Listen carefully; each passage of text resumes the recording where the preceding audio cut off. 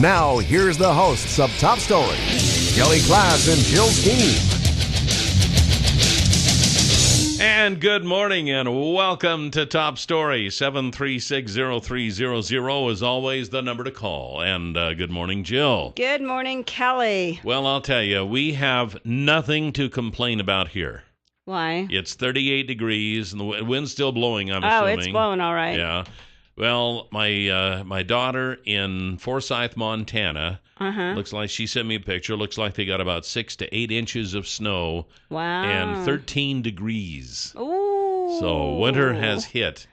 Now Ooh. they're having that big cold front moving down through the Midwest and through North Dakota, Montana, and such. So we're not getting the worst of it at all. I mean, it's going down into Texas as well. Yeah, it's dropped our temperature, but I mean, 38 degrees. I mean, that's nothing what the other part of the country's getting. So yeah, we are lucky. Yep. Did you have a good weekend? Yes, it was a busy weekend. It was a very busy weekend. Yes, it was. I need a weekend from the weekend.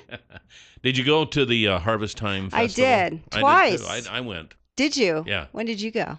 I went Saturday around noon. I missed you then. Yeah. Yeah, we went in the afternoon, then we went Sunday. We had my sister and brother-in-law up, and so Saturday we stopped in there, and I said to Susan, I go, you never know, you can find some holiday gifts, whatever. So she's like, I don't feel like buying anything. Next thing you know, like 3 or 4 things later, then she goes, well, I'll have to think about this. Maybe we'll come back tomorrow before they go back to Utah. There were people everywhere. There were. They were parking everywhere. Yeah, the parking seemed a little crazy, and but you know what? I bought a lot of holiday gifts, and it was nice, and you get it over with. And Tom, came Saturday or Sunday with me, and he's like, I don't know what to think. I go, but don't you have this Christmas thing and this Christmas? And he's like, yeah. So we got stuff for that. Yeah, well, good. And I like to support the local businesses. Yeah, I really do. I was taking note. I kind of went there. I was invited by my daughter. So we went that there was with nice, Tracy. and the was two grandsons. Was it a formal invitation? And I was just taking note as to how many local crafters there were as opposed to those who purchase Chinese imports. Oh, I found I just saw a lot of local crafters. What did you find? Well, some of them it's a little difficult to determine, but I found that there were not a lot of actual handmade crafters compared to the number of people who had booths, because a lot of them were these little stuff that, welcome, and these little signs and stuff. I mean, they were obviously imports as opposed to the one. I mean, there were some handmade knives there. The local crafters who were there, I mean, they did beautiful work. Oh, yeah. We got some birdhouses, a hummingbird little thing, the ones out of the dishes. Yeah. But if they'd have just taken out the local crafters and put them in their own little show, there might have been 12 or 15. Oh, well, I think there was more than that, Kelly. I was a little disappointed. What was the point of that? Go and support them. They're still businesses. Everyone, you know what? Your sneakers are imported. My gosh, I think New Balance and Converse are the only ones that are made in the U.S. Imported, I realize, but I always considered that to be like a handmade craft show. Well, and maybe it's the ones I got was all over the years. handmade, that's for sure. So, Some ladies were knitting the stuff as you sat there. I'm like, okay. And another thing, what? While I'm on a rant here. Good gosh. I needed a little part for my computer over the weekend, and I hunted all over town and couldn't find anything like it. Had to go online. So when a lot of business owners complain that people shop online instead of in their stores, there's sometimes a reason for that, because you cannot find many things locally. So even in the big box stores, when it's on their website, oh yeah, that's only available online. Because someone, well, you know what? So what? It's still their company. I don't think these big corporate stores, do they have local inventory control? I mean, can the manager say, hey, we could sell some of these if we had them, or does it all come from the corporate, and the corporate says, no, you can't sell those. We're not going to send you any of those. Well, there's not a big enough volume to worry about on those. We only want the stuff that you're going to sell 1,000 a day. Well, I don't think that it goes with their market. I mean, you can go into an Ann Taylor in Boston or Dallas or Boise, and they have different inventory depending on the market. It's different. Different markets want different things, and so maybe that's not a high item out here, and it's a higher item somewhere else. But that's why they have marketing. They can determine what's sold everywhere, but the same clothes are not sold at, say, this Chico's. It's somewhere else. It's different. I mean, it could be higher end. It could be different I'm just styles. Becoming a cranky old fuddy-duddy. You're a curmudgeon. I have that old-fashioned belief that if you go to the store, they should have what you want. I'm sorry, now, if they're sold out, that's one thing. But if they just never carry it, that's something else. Yeah, but living out here, there's a lot of things I can't get that I could just walk into a store and get in Boston. So, a lot of food items, a lot of different things. So, I've gotten used to the fact that I just have to order stuff out of the area because they don't carry a lot of things that I use or buy. Yeah, well, that's what I had to do. I had so to go welcome home and order to my it world. online. Oh, finally, Kelly, it's affected and you. then wait for 2.5 weeks for it to come from China on a boat. on a slow boat from China. I know. Used to be we say I sent it on a slow boat to China. Now everything's coming from China. So I don't know. Welcome to America 3.0. Anyway, coming up this morning. So it looks like we got us a caller here. Anyway, top story. You're on the air. Good morning. Yeah, Kelly, I'm just wondering, did you crawl out of the wrong side of the bed this morning? I know it. What's that all about? I might have, by golly. I might have. And then this is my chance to rant, And poor Tracy, it must have been a thrill to have him with her during the Harvest Festival. Do you imagine that one? Yeah. Well, yeah. Well, hey, thanks for calling. Thanks for stating the obvious. Thanks for putting up with my rant. Good gosh. Okay, anyway. Okay, back where was it? Oh, we have Randy Stapilus coming up at 8:40. We do. We'll have another little kind of a wrap-up of the election. Some interesting things that have come out since then that we'll talk about with Randy. Then at 9:20, we have Chris Anderson from the CSI Harrod Center and Planetarium. Always we would have normally had him last Monday, but with the election and such the next day, we postponed him for a week. It just wouldn't have been prudent to have him on when we could have had Senator Risch, who answered all of our questions. So anyway, that's what's on the agenda for life today. Yeah. We also got a couple of things to talk about. Have you ever heard of the kissing bug disease? No. Is this a joke? No, it is not. And over 300,000 Americans are afflicted with it, and the bite from it is fatal, only it takes a while. Really? Yeah, they say it's like the next AIDS. So it could be worse than Ebola. Yes, but we're in a panic over Ebola. I know. And the we ought to be in a panic over the kissing bug disease. Or the flu, or everything else that kills us. Or heart disease. That's a good one. Number one killer of all Americans. Heart disease. And then, since the Democrats took a thrashing in the last election, there are a lot of Republicans dusting off their resumes to run for president. So we'll talk about that coming up in the 9 o'clock hour. There you go. So it should be interesting. Meanwhile, we do have some news for you this morning.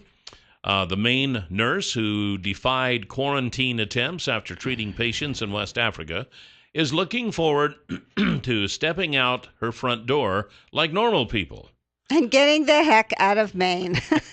Well, Casey Hickok, she's not leaving Maine, but she is leaving that area apparently for a vacation. Casey Hickok's plans for the end of the deadly disease's 21-day incubation period, which is today, as a matter of fact, include a dinner out with her boyfriend, but she told the AP she's worried about what type of reception she'll get after being hailed by some and vilified by others after battling state-ordered quarantines in New Jersey and Maine. She said most people have been supportive, but others have been hateful, including a letter from one person who said he hoped she would catch Ebola and die. How nice. Yeah. And then maybe she could spread it to all of Maine. On Tuesday, tomorrow, Hickox will no longer require daily monitoring for symptoms, and even those who sought to isolate her agree that she will no longer be a threat. She's never been a threat. I mean, she's had 2 negative Ebola things. She's not had symptoms. She's never had a symptom. My gosh, the hysteria on this is ridiculous. I think she actually said she's planning to move. She has a point here. She said healthcare professionals like those at the U.S. Centers for Disease Control and Prevention, not politicians like New Jersey Governor Chris Christie and Maine Governor Paul LePage, should be in charge of making decisions that are grounded in science instead of fear. So, anyway, there you go. Well, yeah, but I actually think she and her and this was interesting too, talking about the craziness. For now, she's considering her options as she looks for work. Her boyfriend, Ted Wilbur, contends he was told to stay away from the University of Maine at Fort Kent while she was in the news. He formally withdrew from the school Friday. This couple said they'd likely be leaving town soon. So, you know what? She's actually looking to get her doctorate degree and focusing on quarantine law. She might have some good... Don't put someone in a tent with no heat, no water, porta potty, but the finest takeout from Newark in New Jersey. Like, good gosh, that is just insane. And you know what? Adios, Maine for them. There you go. The people at this is an interesting story. The people at Bell Harbor Manor were displaced after Superstorm Sandy's floodwaters surged through their quarters on New York City's Rockaway Peninsula. Now, the home's disabled, elderly, and mostly poor residents have a new headache. The Federal Emergency Management Agency has asked at least a dozen of them to pay back thousands of dollars in disaster aid. Robert Rosenberg is 61, was among the Bell Harbor Manor residents who recently got notices from FEMA informing them that they had retroactively been declared ineligible for aid checks that they received 2 years ago in the storm's immediate aftermath. The problem, the letter said, was that the money was supposed to have been spent on temporary housing, but that never happened because the residents were moved from one state-funded shelter to the other. FEMA gave Rosenberg until November 15th to send a refund check of $2,486 or file an appeal. We're on a fixed income. I don't have that kind of money, he said. He suffers from spinal disability and other chronic health problems. He said he spent the aid money long ago on food and clothing, both of which were in short supply after the storm. The demand letters are part of a broader FEMA effort to recover millions of dollars in aid payments that went to ineligible households. Apparently, the FEMA workers told them that they should apply for this help, and they asked them, they says, is this a loan? Does this have to be paid back? And they said, no, it's a gift from Obama. So, using but you know a phrase. What's interesting... But go ahead. I was going to say what's even more interesting is Chris Christie has been, he's under investigation for holding back $800,000 in aid that he hasn't given out yet, and also spent it on buildings that weren't even affected by Sandy Hook. That's an investigation where money was going to his buddies and their projects. The Hurricane Sandy, not Sandy Hook. Yeah. Anyway, yeah. Sandy Hook is too many school Sandys. in Pennsylvania. Yeah, too many Sandys. I think it was Newtown. Yeah, but anyway, so why don't you investigate him instead of taking from these poor people? Let them have the money. I don't know. Call it a day. Interesting news today, and we'll be right back here on Top Story. 7360300 is the number to call. 7360300 is the number to call here this morning on Top Story. Welcome back. And the folks at Canyon Pond want you to stop by like we did. We did. Yep. And just browse around, see what they got in their nice, new, clean store. It's the newest pawn shop in town. It's probably the cleanest pawn shop in town also. Well, that's the only one I went to, but it was pretty darn clean. They keep it spick and span. Mm-hmm. And Dave Hansen and the crew, they got lots of guns. They've got lots of camping stuff. They got lots of jewelry. They've got lots of watches. They've got, you name it. It's a pawn shop. That's what they have, pawn shop stuff. So stop by, say hi. They're at on Shoshone Street, right across from Will's Toyota, 3rd Avenue South, right there on the corner where Vickers Western Store used to be many years ago. And they'd love to see you come in. 7360300, Top Story. You are on the air. Good morning. Good morning. Good morning, Kelly. Good morning, lovely Jill. Good morning. Yeah, I hope you got me something. No, I'm kidding. I did. Hey, Kelly, I was wondering if we could play on November 20th over there at the Turf Club. Can we play a song for you? We're practicing "Hit the Road Jack" by Ray Charles, would you like for us to sing it? Sure, you come down there on the 20th, and you're going to miss the whole thing, buddy. The party's been. That's mean. The party's been. You are so mean. The party's He was been. mean. The party's What do you been mean? moved to November 21st from 5 to 8. It's a Friday now as opposed to the 20th because the chamber actually wanted people to come to their business after hours. So, anyway. Yeah. Hit the road, Jack. Don't you come back no more. No. All you have to do is say just one for that- song for Kelly and he'll start singing it. No one knows how much of a singer you are except me. Just for that, I might stay. Oh, good. I hope you do. Yeah, I might just stay another 10 years. I hope you do. You're like, oh no, why did I say that? Oh, well. You're like the horse to the barn at this point, let me tell you. Mm-hmm. All right, a little bit ago, I was telling you about this kissing bug disease. Mm-hmm. This is actually a serious issue. Over 300,000 Americans have already been infected with the potentially fatal kissing bug disease called, and I don't know if I'm pronouncing this right, called Chagas, Chagas. But U.S. healthcare workers' lack of knowledge about the illness is letting a lot of cases of the parasite go unnoticed. Some doctors are calling it the new AIDS because of the way it develops. Researchers who gathered on Tuesday at the annual American Society of Tropical Medicine and Hygiene meeting in New Orleans said that if caught early, the disease can be cured. However, sometimes the disease can be asymptomatic and there is a dearth in medication for the condition. The CDC reports that the initial symptoms of the disease caused by a parasite, and I won't even try to name the parasite, which is spread through the feces of kissing bugs, includes fever, fatigue, body aches, rash, diarrhea, and vomiting. Sounds just about like Ebola. One of the first visual signs can be a skin lesion or a purplish swelling of the lid of one eye. Did you wake up this morning with a swelled eye?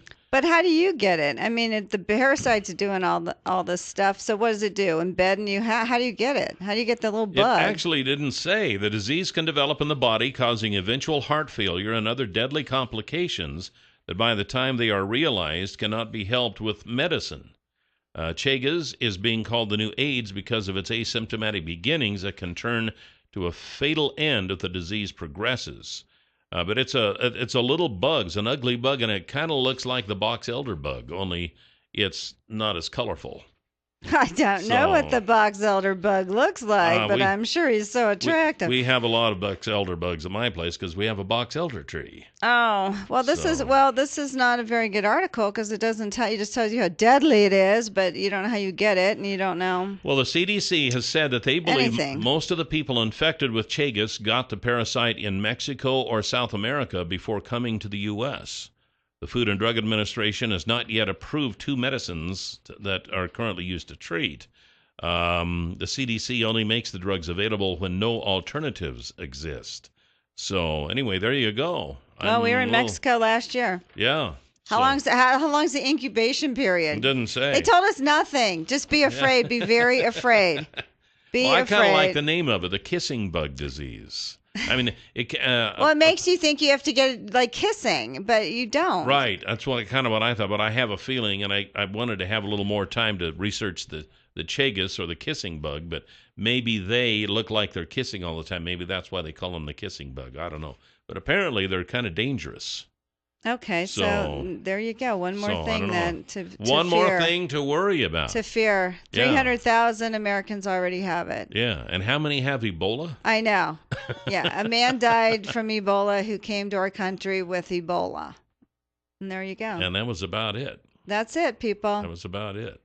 Anyway, and life goes on. So it does. Thank you, Kelly, for you are on a tear today. You've ranted, you've scared us. I know. What more can you do? One more thing, how to live to your 120 years old.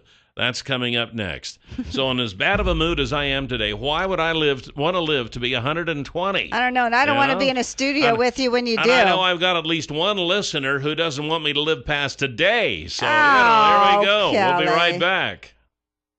7360300 is the number to call here on Top Story. And before we get back to telling you how you can live to be 120 years old, when the weather is right, it's important to take advantage of it. And the Certiset Solid Set system Easy for you to say. From Far More of Idaho, and we've been talking about this, allows you to water almost to blooming time in your alfalfa.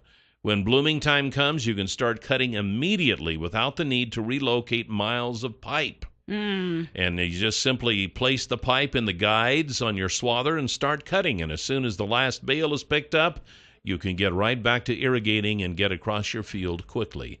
This is the Certiset we've been talking about, and with our irrigation season now coming, which has come to a close, you have time to consider new ways to do this. Go to Far More of Idaho and tell them that you want to see more about this Certiset system. That's right. Okay? Because they can explain it to you. They can. 324-3341 or at farmoreofidaho.com.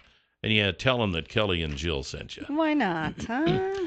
Okay, so does anybody, first of all, show of hands, does anybody really want to live till they're 120 years old? That's the question. Well, if you had good quality of life, but the problem is your friends are going to be long gone. Probably your kids might be too. So I don't know. That is true. That's very true. But if you're still productive and happy Well, experts suggest that exercising more, eating healthily, and taking statins oh, please. is the key to slowing the aging process. Oh, please. So you sound like you don't agree with that. I don't agree with the statin part. What are statins? It's for lower cholesterol, but then it affects your other parts of your body. But read on, my friend, read on. Although a wonder pill is not in sight, making lifestyle changes such as cutting down on sugar, salt, and fat, and taking drugs that already exist might work, says the Longevity Science Panel. The group, which independently monitors evidence that explain changes in life expectancy and advises policymakers, found doing so took the average lifespan from 80 to 84. The What is Aging and How Do We Delay It report states that at present few people live to around 110.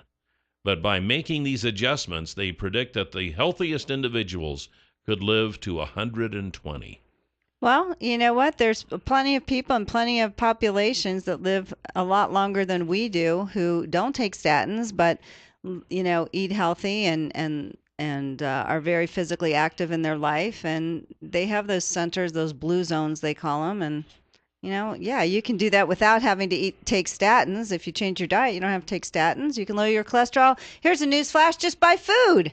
Wow. It explains Don't tell me it's sponsored by the company that makes statins, by Lipitor or something. It explains that aging happens because of problems in cell division, an essential function which leads to growth, organ development, and the replacement of damaged cells. But it is errors that occur in this natural process that impacts on aging, according to the experts. Overeating is said to cause a rise in cell mutation because it speeds up cell division.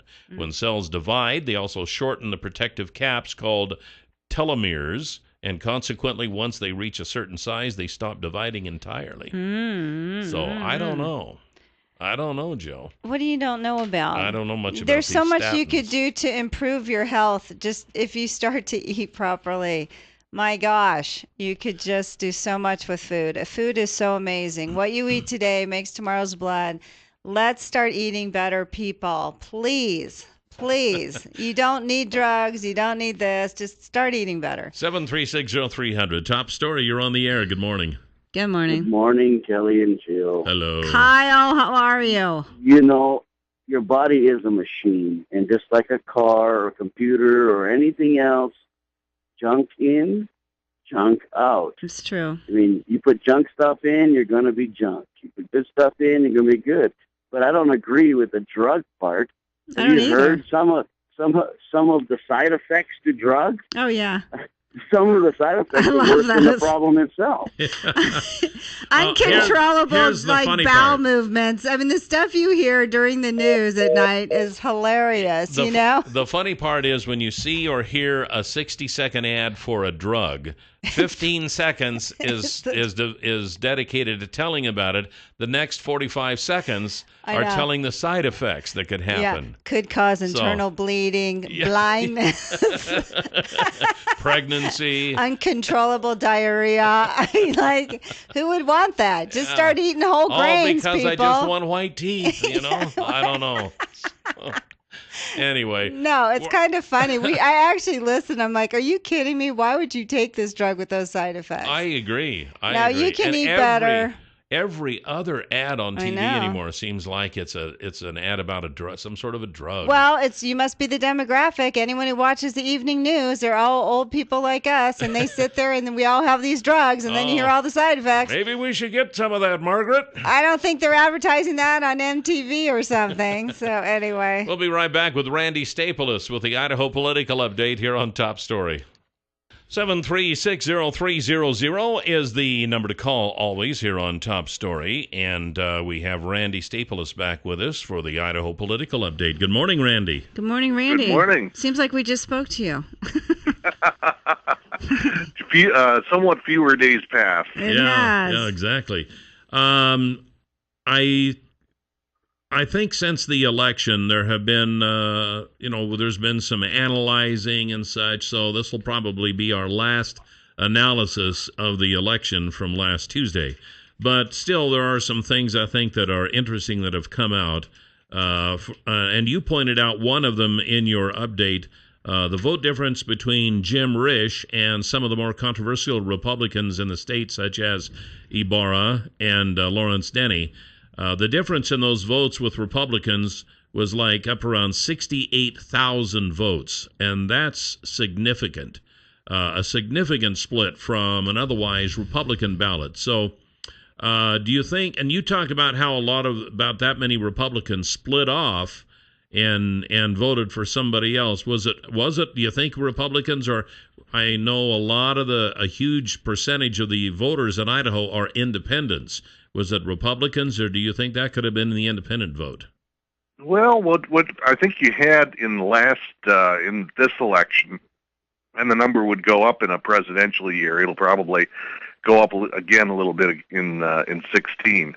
But what you had this time was somewhere around 280,000 voters who were essentially Republican voters who voted most of the time for the Republican going down the ballot, but about a quarter of those, or up to about a quarter of those, were willing to split off in certain cases where they saw races where there had been just simply a lot of controversy, or there were a lot of concerns raised. So there's always a tendency to look at groups, particularly if you're not part of the group, as kind of a monolith. Mm-hmm. And usually that's not the case. Usually there are any number of divisions within it. And certainly in this year, through the primary, we saw some of the divisions in the primary election within the Republican electorate, and this showed up some other kinds of divisions. There were those who voted most of the time Republican, the bulk of the time Republican, but were willing to split off here and there. And then there were others, about two-thirds to three-quarters of them, who were willing to vote just Republican all the way up and down the ballot.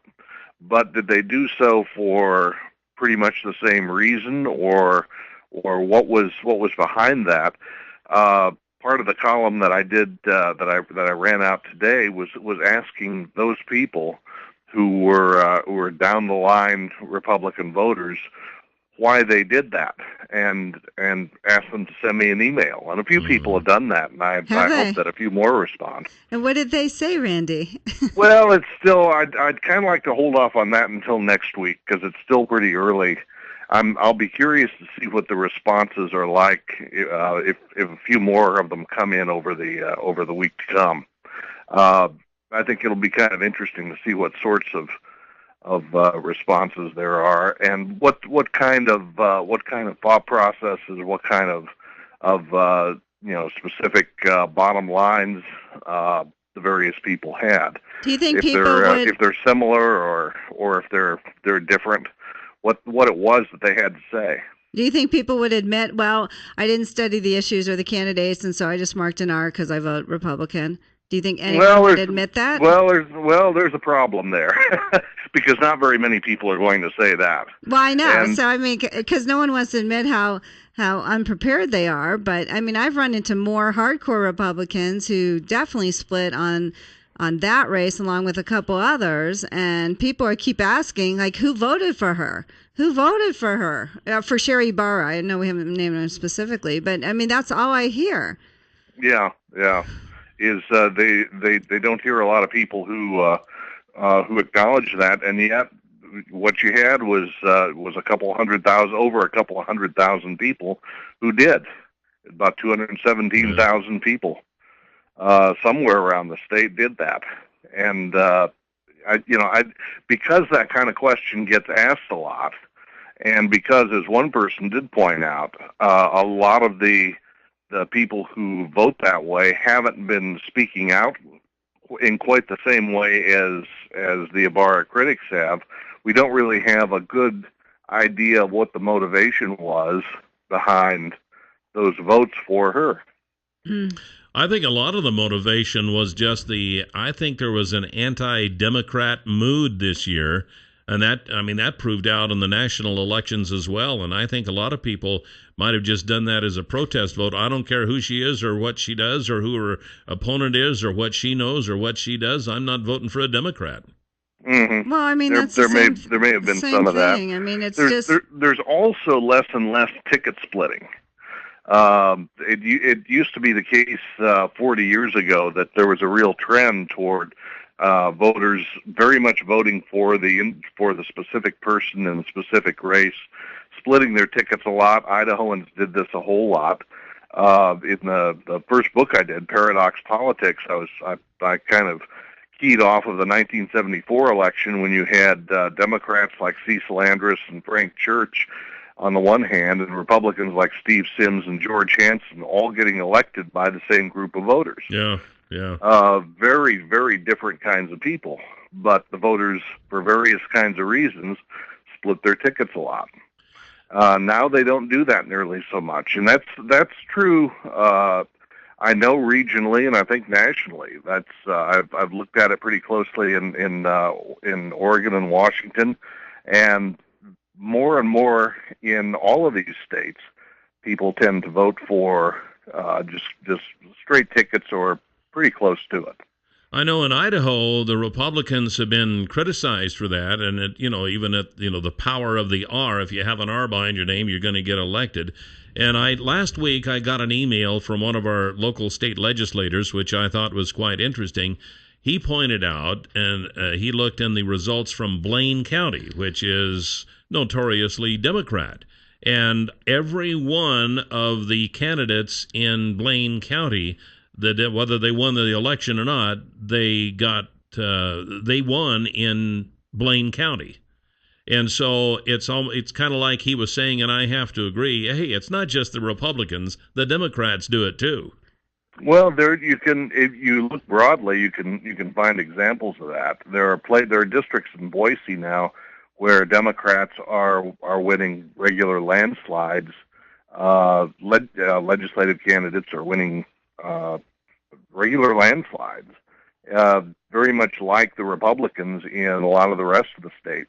If you look in the city of Portland and look at the votes there, you will find a bunch of legislative districts in Portland, Oregon, where Republicans typically poll somewhere between 8 to 15%.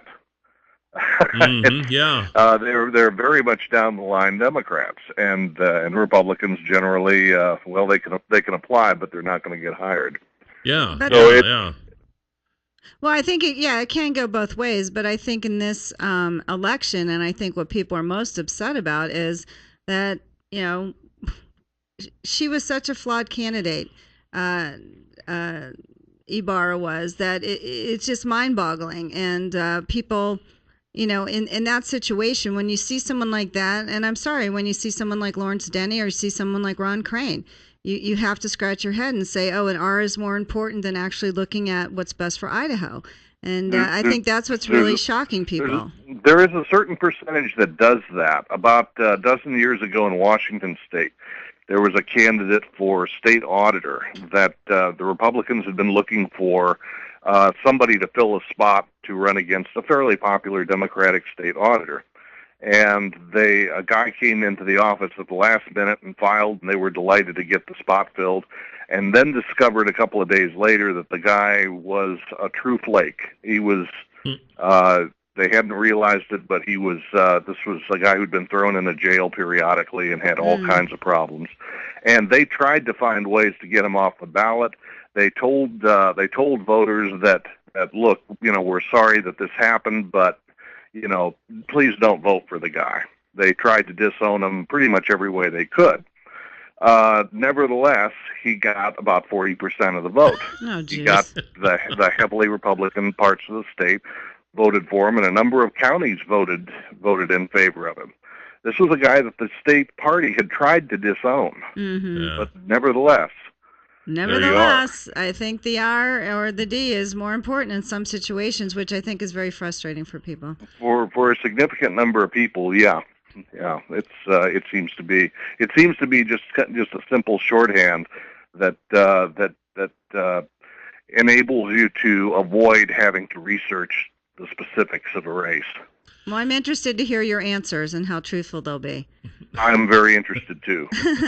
Well, let's go back a ways into another time, back in 2008, when the anti-Republican mood was evident across the country. That was the year that President Obama was elected. Do you think if we'd have had the same candidates then that we had in this past election, that the results would have been different for the more controversial campaigns in Idaho, like Ibarra, Crane, and Denny, for instance? I think they probably wouldn't have been that terribly different. If you look at the 2008 numbers in Idaho, they weren't the only really dramatic difference, and it was very close, was the election of Walt Minnick in the first district to Congress. That one was very close, and that was kind of an unusual case because the Republican incumbent then had kind of flamed out. But other than that, with that exception, 2008 wasn't really a very unusual year in Idaho. Okay, interesting. So what about the constitutional amendment? I don't think a lot of people knew what that was. We turned it down, but do you think things are going to change very much because of that? Well, I suppose the legislature could take it as a statement from voters that their heavy review of state administrative rules isn't something that the voters are very interested in their doing, and maybe they ease off of some of it. I'm not expecting that to happen, though. By and large, once Idaho legislators grab onto a piece of authority or an established way of doing things, they pretty much stick with it. And I would expect that to go on as it has been up to this point. They haven't, after all, needed, at least according to the state Supreme Court, they haven't needed constitutional authority to do it up to now.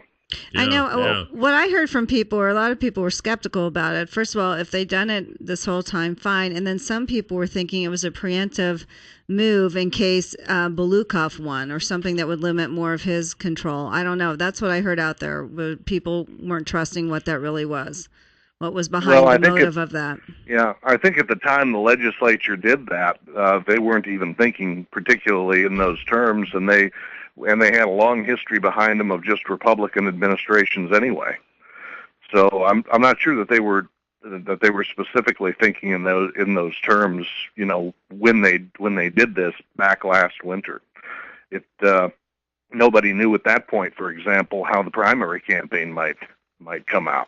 Well, do you think it would have, if they had a Democratic governor at any time, that this would have curtailed some of his authority? It might very well have, or at least I think they might have taken a little bit closer look at even a closer look at some of the rules than they have been lately.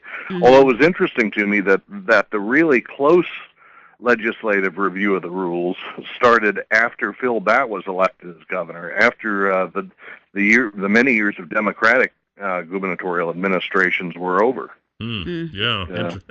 Interesting point. We're out of time, Randy. I guess we'll see you next Monday. We'll talk with you then. Thanks, All right, Randy. thank you very much. That's Randy Stapilus from Reidenbaugh Press at reidenbaugh.com. You can hear him here weekly on Top Story. You can also subscribe to his newsletter at reidenbaugh.com. There are a lot of Republican presidential hopefuls dusting off their resumes after the shellacking that the Democrats took in the last election, and we'll talk about some of those coming up this next hour. Then at 9:20, we have Chris Anderson from CSI. Well, that must be us. Welcome back to Top Story. 736-0300 is always the number to call. And welcome back, Jill. Thanks, Kelly. Same to you. It's still 38. It is. Yeah, it is. It's cold. It is. A little on the chilly side. I know, and I'm the not wind ready. blowing. Well, Tom played golf yesterday. You know, he's like, you play golf one day, and then today it's just crazy weather. Oh, well, yesterday afternoon, I went to my daughter's for lunch, and I got out of the vehicle, and it was just gorgeous. Mm-hmm. Thought, man, this is weird. And then a couple hours later when I was leaving, you could tell it cooled off a Oh, little it bit. did. It So did. You could tell something was moving this way. I wonder if we're going to get snow. Well, today supposed to get up to 46. No snow today. Sunny and wind and no chance of rain. Oh. Sunny tomorrow and a high of 38. No chance of precipitation. 34 on Wednesday and sunny. No chance of precipitation. There is a 60% chance of precipitation on Thursday with a high of 35. Mm. And then it's really going to warm up. It's going to be a blistering 49 on Friday with a 40% chance of rain showers. Ooh. So there you That's go. when we're going to have our little winter's lunch. I don't think we'll be sitting outside. Doesn't sound like it, does No, it doesn't, does it? I know. We're going to talk about the Republicans who are dusting off their resumes to run for president. We got a call, though. Let's go ahead and take it. Top Story, you're on the air. Good morning. Good morning. Yeah, good morning. This is Deli Mike. I just wanted to say that Marine Corps flag is flying at my house proudly for the 239th year. Way to go, Deli Mike. Amen, absolutely. Hey, are you going to the when is the Marine Corps banquet? I don't know. Are you going to the banquet? Well, I think it's tonight, but I'm not going. I'm crippled. I can't really dance anymore. Ah, gotcha. Okay. Deli Mike, I think you probably have a lot of good moves. Back in the day. Yeah. Back in the day. Back in Ohio. the day. That's right. Back in Ohio. That's right. Back in Ohio. That's right. I owe you a call. Hey, thanks for the call. Bye. Thank you. Yeah, absolutely. Appreciate the call. Yeah, that's cool. What, 200? And I forgot what anniversary it was that he said, but it's over 200 years anniversary of the U.S. Marine Corps. That's right. Jugheads, jarheads, whatever they call them. And our thanks to all who have served. My husband. And tomorrow's Veterans Day. I know it. So, anyway, lots of activity now because there's a lot of folks wondering, what are the Republicans going to do in the upcoming presidential election? There's really no standout.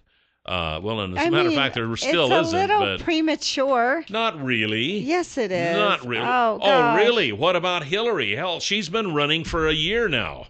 She actually hasn't. She hasn't declared, but wait a my minute. gosh. Oh, she my hasn't God. declared, but she's been running for president. Oh, please. What do you mean, oh, please? Come on. It's like you just get over the whole election season. You got to start up, like what people are going to fundraise now for the presidential. But you know what? It'll be interesting because the Republicans actually have to govern first. That would be nice. Maybe they should think about what they're going to do now that they are in the majority. I think they are, as a matter of fact. Oh, I'm sure they are. Now that they have gotten the edict from the people to get rid of the way things are happening edict now, of the people. That's what it meant. Yeah. That's what it meant. We should have the stock market drop and unemployment go up and gas prices go up and everything that's good right now. 736-0300, Top Story. You're on the air. Good morning. Good morning. Kelly, you're right on. And as far as the subject of presidential candidates, the Republican Party needs to be careful and not allow too many candidates to spoil the broth. I agree. For example, Jeb Bush, I do not think should run. A lot of people are talking about Jeb Bush. I don't see where he has any real backing. He's just going to take votes from a good candidate that will be trying to run. Who would be your choice? Who would you think? Who would be your choice? Rand Paul for president and Ted Cruz for vice president. All right. Thank you very much. That's an interesting pair. Do you have to be an American citizen or born in the U.S. to be a vice president, or is that just president? I think you do, because in case you were to become president, that's so true. That may not work. He was born in Canada. 7360300, top story. You're on the air. Good morning. Good morning, Kelly and Jill. Good morning. Good morning. And here to see you're getting more enjoyable today, Kelly. I know. He had a rough start, didn't he? Yeah. Well, Jill, you'll probably get mad at this. Oh, come on. Make me happy. Okay, the election's over. What the Republicans do, just live with it. Hey. We won the election. I have to. Just like you guys have all lived with it so well, having President Obama in. You're such an example. Such an example of how well everyone's lived with President Obama. I think we've endured pretty well, don't you, caller? Yes, we have. Yeah. Yes, we have. Who would you vote for in 2016? It would have to be either Keith Johnson, maybe Ted Cruz. Okay. Those ones I'd like to see in there. Who's Keith Johnson? He's a conservative. From what state, or is he in office now, or is he just what does he do? No, he's not. He's a talk show host and does a lot of Bible studying. Okay. So he'd appeal to the masses, huh? Yes. All right. Thanks for that. Thanks for the call. Interesting. I hadn't heard that name before. No, I hadn't either. More than a dozen Republican governors and senators are rushing to line up supporters, pour over policies, and map out strategies for the 2016 presidential campaign, concluding that last week's midterm rout of Democrats shows that the GOP has a strong chance of taking back the White House. Whereas Democrats are rapidly coalescing around Hillary Clinton as their standard bearer, there is no heir apparent on the Republican side. The field is as splintered as the grand old party itself, with stark differences along the lines of ideology, style, and background. This article from the Washington Post, by the way. Well, I don't think Jeb Bush. I mean, first, for so many reasons. A, his name's Bush. B, he's married to a Mexican woman, and his stance on immigration, which they all think is going to be problematic. So even though as much as they say they want immigration passed, I don't think they do, and I think that will hurt him. Well, let's take this call, and then we'll get into some of the ones who are indicating interest. Top story, you're on the air. Good morning. Good morning. Good morning. I wonder what the election, or how the election would turn out. I think I read it to R's and the D's. I generally vote conservative, but with this Janet Jones and that other lady election, I'm pretty much upset because my kids are in the schools and the Common Core needs to be revamped in a way, but Ibarra has no clue what she's doing. So I know. That one's really disappointing. That's disappointing. I've heard that from so many people. Yeah, I have too. I have too, and I agree with that. I think the two-party system is fairly important to our way of government and such, but it would be interesting to see what would happen. I mean, we do it with a city council. We don't have parties with city council. No, but a lot of them make it known what party they are, and some jobs shouldn't be partisan at all. But it would be interesting to see what the results would have been if there were no R's or D's. Yeah, here's some of the hopefuls. Texas Governor Rick Perry is inviting policy heavyweights, financiers, and grassroots activists to Austin for private consultations in December, his final full month in office, so he's one. Senator Rand Paul has summoned his advisors, donors, and supporters to Washington this week for strategy meetings. Senator Ted Cruz is preparing to push a hardline conservative agenda on Capitol Hill beginning this week in the Senate's lame duck session. And again, there's a question as to if he could even run or not, being born in Canada, because that was the big birther argument against Obama, that he wasn't born in the U.S., so he wasn't legitimate to be a president. But Canada is not the U.S., people. It's another country. Ohio Governor John Kasich established himself as a serious contender after he easily won re-election in the quadrennial swing state, as did Wisconsin Governor Scott Walker, whose commanding win, his third in 4 years, strengthened his claim to top-tier status. A likely rival to Kasich and Walker, New Jersey Governor Chris Christie campaigned as chairman of the Republican Governors Association for fellow governors in 23 states over the last 2 months and is basking in the glow of unexpected blue state victories, although Christie mostly has rebounded politically from the bridge-related scandal a year ago. His temperament remains a source of concern within the party elite. He recently told a man who was interrupting his speech to sit down and shut up. Yeah, just what you want your president to say. But Christie he did also get a round of applause after that, though, I do have to say. Yeah, right. That's how I'd want my president to speak. But he also still, the Bridgegate thing is not done yet, along with other investigations, like we said, about the money for the relief aid, and also another thing with investing the pension fund into things that should not have been appropriate. So if he ever survives the scandal. The closest thing to the GOP has to a frontrunner is former Florida Governor Jeb Bush, who has been conferring privately with his family about a run. Let's see. The GOP's 2012 vice presidential nominee, Representative Paul Ryan, enjoys broad national recognition, but says he will take his time weighing whether to seek the top job.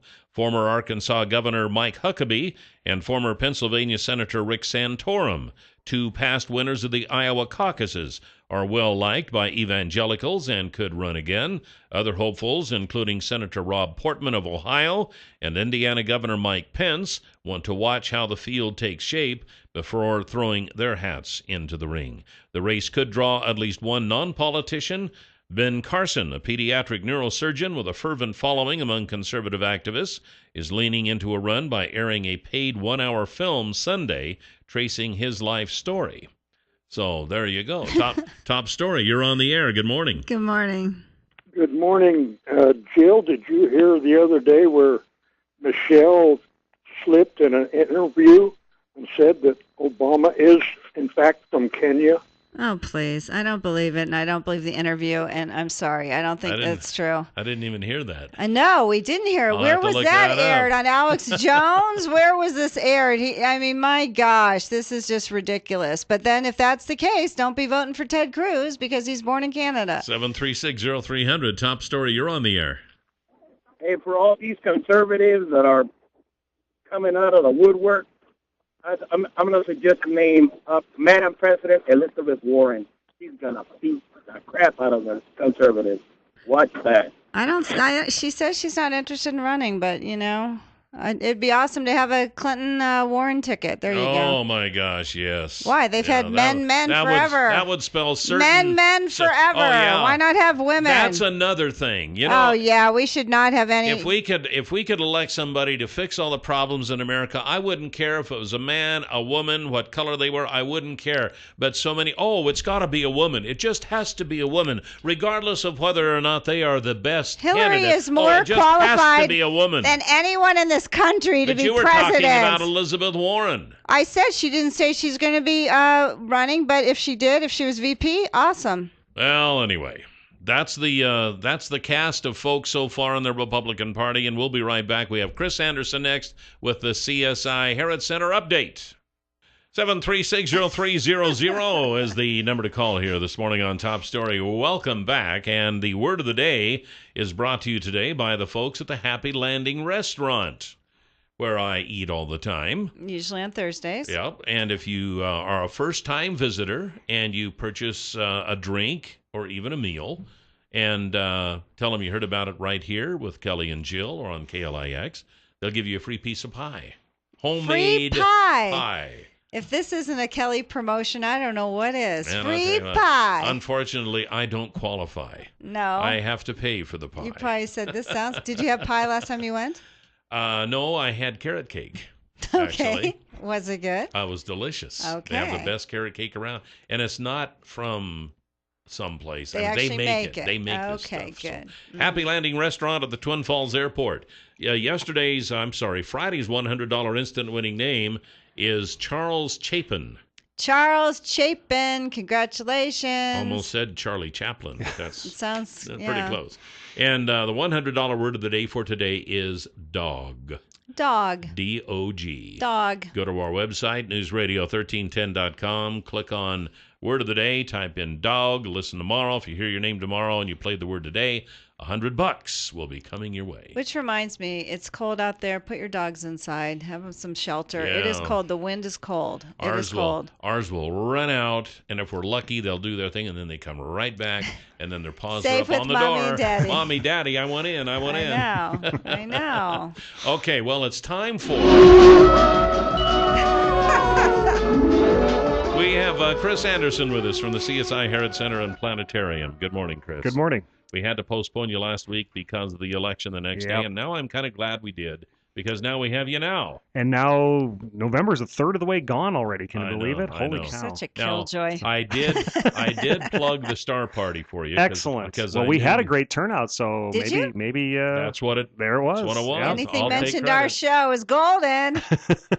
That's great. So a lot of people did come out. Yeah, I think we had 64 was the No, turnout? sir. Yeah. Is that a record high? Oh no, nowhere close. What's the record high? Oh, when the weather's good, we can have a couple hundred. I mean, you're kidding. But it's when it gets cold like this, people don't want to do it. But hey, it's bundle up, people. Some of the no kidding. Well, not only that, but wintertime you often get some of the clearest skies. Yeah. So, yeah. I know sometimes I walk out in the morning to come to work, and it's early and the stars are still up, and on a cold, crisp morning with a little bit of a breeze. Yep. Every time I just look up and I literally say, "Wow." Yep. It's just and early risers nowadays, if you've been looking over toward the east.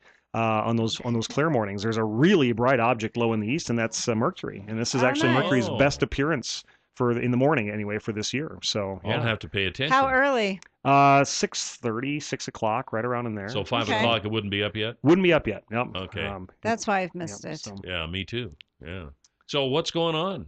We have tons going on. Of course, you already mentioned the Star Party for November, so the next one of those will be in December, but I'll be back between now and then, so we don't have to talk about that one today. But we do have our Telescope Tuesdays that are starting up now that the accursed daylight saving has gone away. However, since those are normally held on the second and fourth Tuesdays of the month, tomorrow is the second Tuesday. It's also Veterans Day, so we will be closed. So our first Telescope Tuesday won't be until the 25th. But those are, for those who are not familiar, Telescope Tuesday is like a Star Party, like we do on the second Saturday nights, but it isn't free. And I know that sounds, but it's $1.50. Please. And if you come to Why don't you round it up to $2 so you don't have to have quarters for change? Jeez. Well, and to be honest, it used to be at $1, so inflation. We didn't want to double the price. But the inflation is just horrible. But if you come to a planetarium show, it's free, so you can't beat that. But honestly, one of the crazy things is even though we're only charging $1.50, which is you can find that between the sofa cushions. That's enough to keep the people who will only show up for free events away. You're kidding. At which point you get a lot more time at the eyepiece. That's all there is to it. I mean, you get to see a lot more things. I mean, Saturday night we had, like I say, over 60 people, and sometimes the lines were a little long for the eyepieces. So wow. So yeah, that's definitely great. has an advantage. Other things going on. Just to remind people that the museum is closed tomorrow because of Veterans Day. But then we've got Mingle in the Jungle. Of course, our reptile review will be not tomorrow, but a week from tomorrow on the 18th. We've got the Herritt Forum lecture coming up by Ted Dyer. It's about both Ernest Hemingway and Ezra Pound, two local characters, local celebrities there, if you will. And that'll be on the 19th at 7:30. That's free. We've got an astronomy talk coming up the day after that on Thursday the 20th, and that's all about supernovae, the most violent way a star can die, and that'll be in the planetarium using some of the technology. How dramatic. Oh, yeah. Was it suicide, drugs and alcohol? What is it?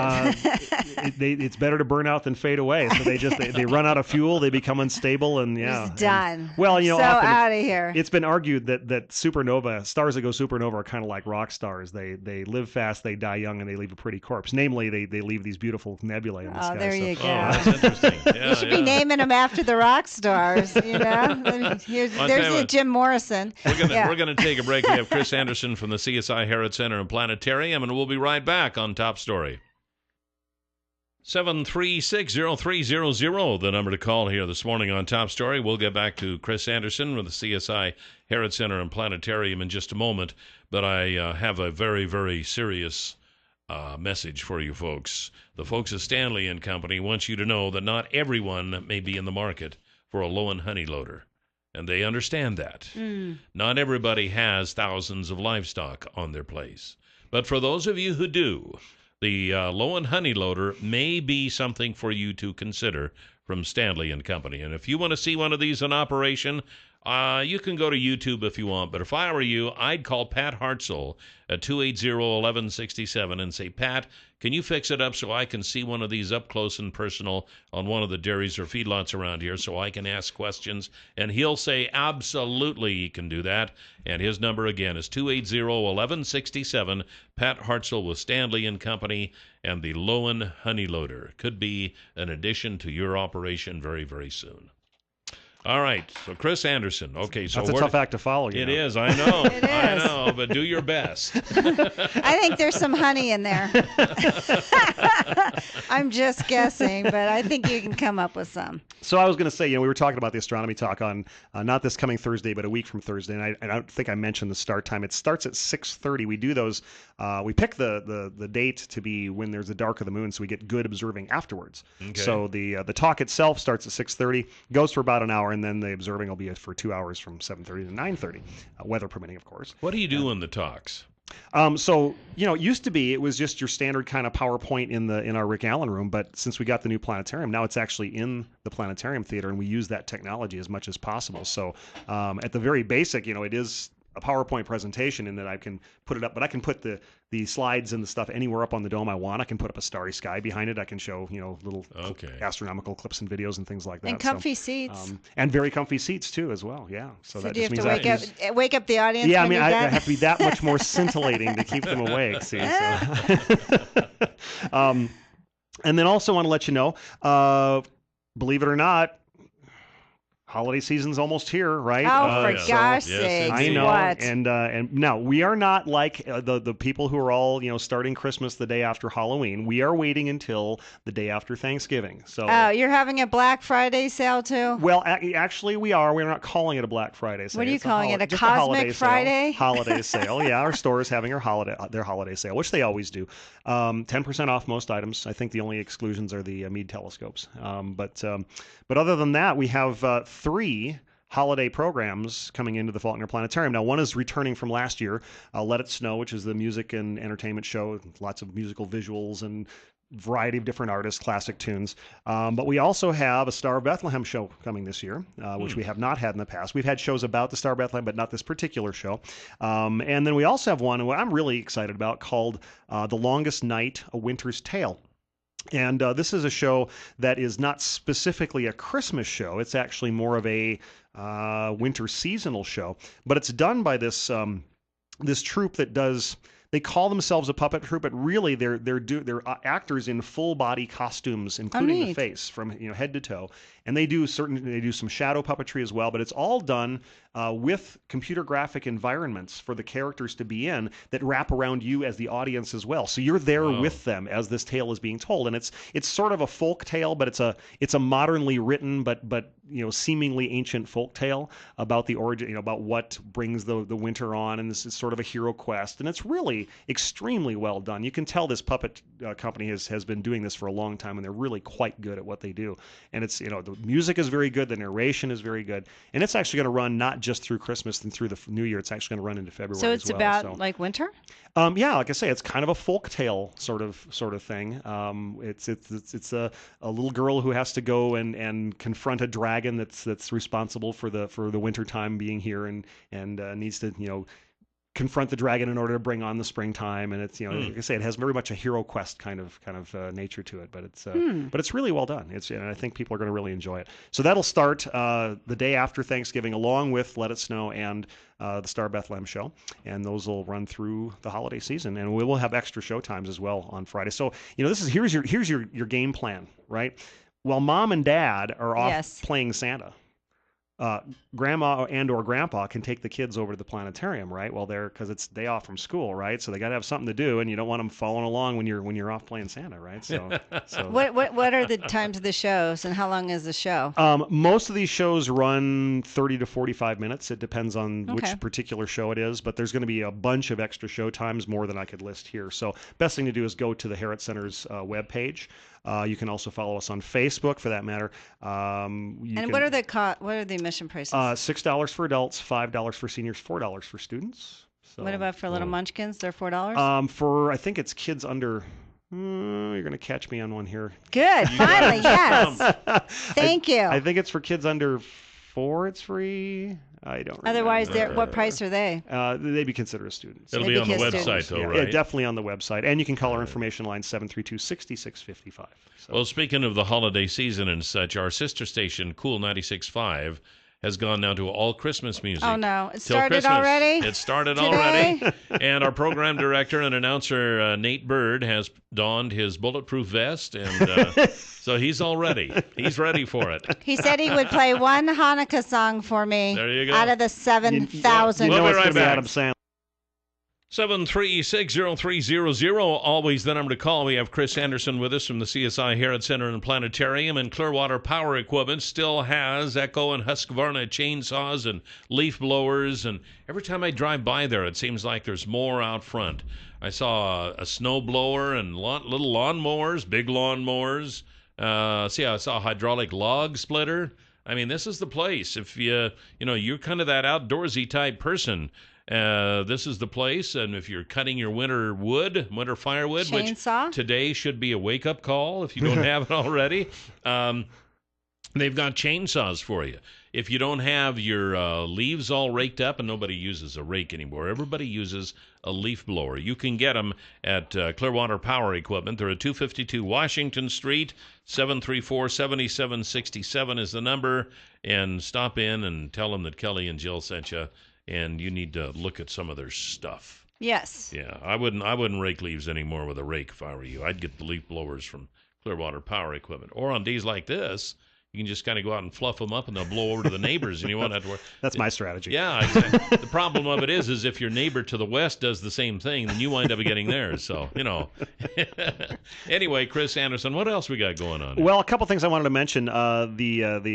Our art gallery at the museum is currently closed while we install our next exhibit, which will be bronze sculptures by Joe Castle. You may be familiar with Joe Castle's work if you've been to the museum recently. Those 3 sculptures that are right out in front there.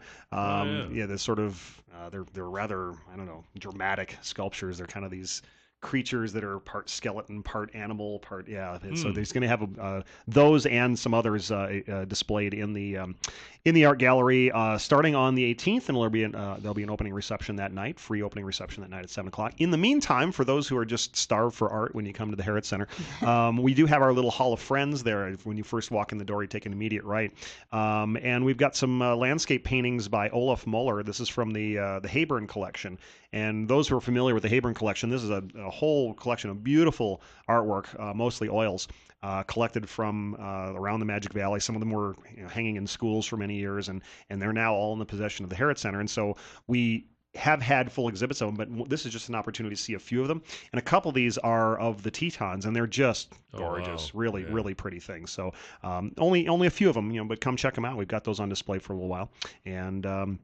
And then finally, another thing to consider on the day after Thanksgiving, Black Friday, and the following day is Saturday, we're having our Primitive Skills for Kids classes. Now, we've had our Primitive Skills class. Oh, absolutely. These are walk-in classes, no reservations needed. And great things because you can make a little sort of a finger-woven small purse in the Native American style. You can also make some split twig figurines, little deer and animals and things like that. And then those are lots of fun. And those actually can be made into a Christmas ornament. It looks nice on the tree too. So and free admission for that. You can't beat it. And that's the day after Thanksgiving. So and the day after that. What time is it? Well, the museum opens at 9:30 on that day.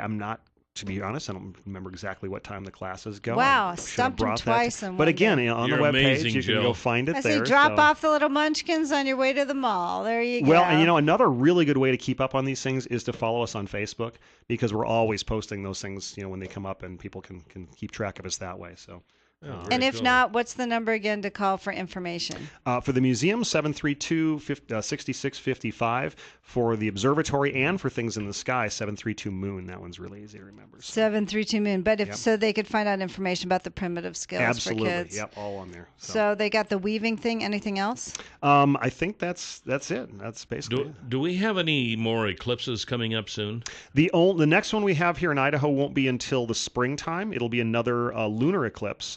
It is going to be in the wee tiny hours of the morning. It's going to be a much shorter eclipse than this one we just had. Literally, the totality will last like 5 minutes. So the moon is just barely going to dip into the Earth's umbral shadow before it comes right back out. How much of the again, totality will we see? Oh, we'll see the whole thing. Yeah. Oh, really? Yeah. Actually, we won't see the entire eclipse, but we will see all of totality. So how was the last one? We were flying that night. It was good. It was, we had kind of thin clouds on and off, so we didn't get to see the whole thing uninterrupted, but we got to see the majority of it, and there was a kind of a nice break right around totality. So it wasn't a total washout, but we did, we kind of did a little bit of cloud dodging on that. Did you sell a lot of $2 glasses? Oh, for the solar eclipse. Yes. Yeah, actually, I think we sold most of them in advance. We didn't sell a lot the day of. Yeah. But we sold a lot more in advance. Way to go. Yeah. So. Do you have capabilities with the telescope there to take pictures? Absolutely. In fact, if you go to our webpage on the observatory, you can find our images page, and we show just a few examples of some of the photos that we've taken in the past. So yeah. Oh, yeah. Very nice. So you can take dark pictures of all the stuff out in space. Oh yeah, we've got pictures of nebulae, one of a nebula of a couple nebulae, galaxies, a comet. Even one of my favorites. It's a little subtle, but it's a star called Barnard's star that is relatively close and moving fast enough that you can literally see its motion against the background of more distant stars from year to year. So every year in August, we take another picture of it and add it to this little animation, so you see it tracking across the star field. So, actually, to be honest, I'm a little behind. I need to add the last couple of years worth of images in there, but you can definitely see it moving. I think we started in 2009, and you can see it sort of zipping along. So, do we have any asteroids that are about to hit us or anything? Yeah, should we be ducking or anything? Not at the moment. There is this list of the so-called potentially hazardous asteroids, the PHAs, and there's about, last I checked, around 900 on that list. But they rate them according to their imminent danger, and none of them are at the highest level right now. So there are really none that we know. So we can go outside today without fear. Absolutely. All right. Chris Anderson from the CSI Earth Center in Planet Chem. It's always fun. Thank you very much. And it's time now for the Huckabee Report. You can hear the Huckabee Report each weekday at this time, brought to you exclusively by Waddell & Reed. Laura Nelson, Josh Funk, and Steve Stanger are the financial advisors, and the number is 736-6563. Now, I must say, we are planning on the winner's lunch coming up this Friday. That's right. The free lunch with at the Canyon Crest Dining and Event Center with you and me, and our winner, Jim Winsveen, and his brother, Bruce. Yeah. And his brother, Frank. And that's right. His the brother, limo Frank. driver's Bruce. That's right. The limo driver. I get them all confused. I know. But anyway, it'll be a ride in the limo from here to there and back again, and that's always there to here, fun.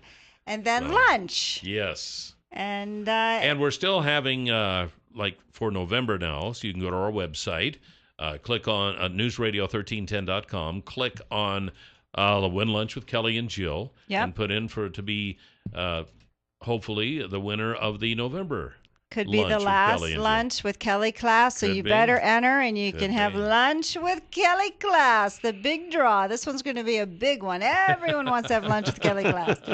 Everyone I think it's you, Jill. I think everybody wants to have lunch with I don't Jill. think so. When they have lunch with me, they pack, So anyway, I think lunch with you, yes. I don't think Kyle, so. You know who you are. Yeah, so anyway. Yeah. No, definitely. So they have till November 30th to enter, and you can enter multiple times. You can win more entries with the games we have, the word of the day. Let's see how bad you want to have lunch with the final lunch with Kelly Class. Yeah, and with Christmas coming up and such, I know you have a lot of telescopes at the Herod Center. Oh yeah, in fact, we just got a couple new telescopes in. Great for Christmas. So, What's the price range of those? They start at $29, I believe, and go up to $1,400. So really, yeah. And to be honest, we don't carry a lot of models in the store, but we can order anything from Mead. And if you're worried about whether it's going to be there in time for Christmas, we can tell you that in advance whether it's something you could get in time. So okay, and do they all have now? Are they pretty much all coming out with the automatic finder on them? The ones we carry all do, but we can order ones that don't. If you still want to do the old school and save yourself a little money too, if you want to go find the targets yourself, that's certainly an option as well. Of course, you could have one that had that and just not use it if that's you wanted true to, too. And use it when you did. Yep. Absolutely. So, a lot of the dyed in the wool people think that's a cop out, that you got to do it the old-fashioned way. Yeah. Well, it's a question of is it about the hunt or the actual kill, I guess. Yeah, exactly. That's a good way to put it. And on that happy note, tomorrow we'll have Steve Millington and Rob Morris about Buzz the dog. Buzz the police dog. Yes, it's going to be an interesting story, and we want you to hear it. That's all coming up tomorrow here on Top Story. Have a great day, and we'll see you then. Goodbye, Jill. Bye, Cal. Bye, Chris. Bye.